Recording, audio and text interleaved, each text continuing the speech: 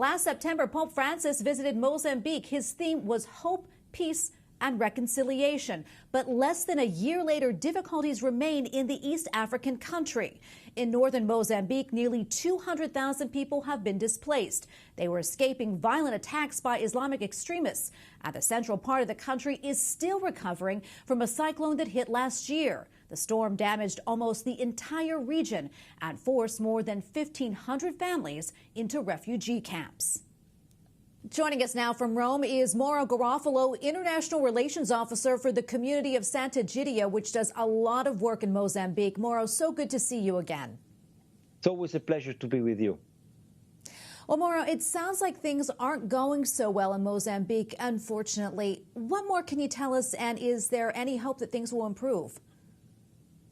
We hope so, but so far there is an ongoing crisis on North Mozambique because there are attacks from terrorist group that are causing a lot of distress and pain among the population.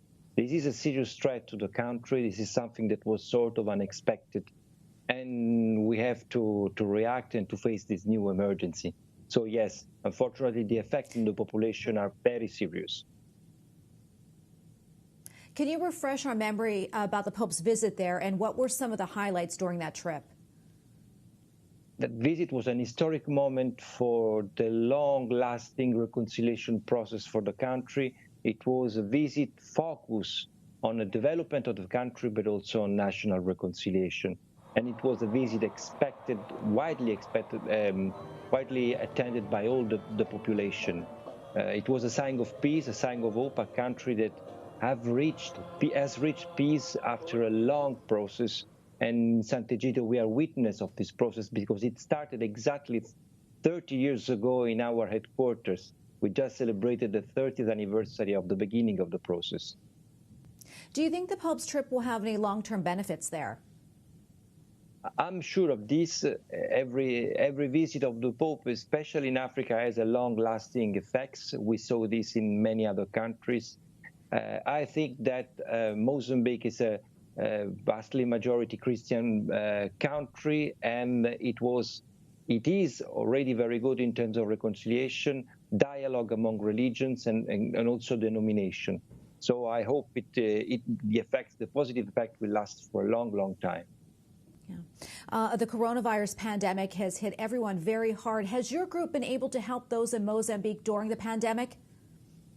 Absolutely, also because we have a wide web of laboratories and healthcare centers all over the country.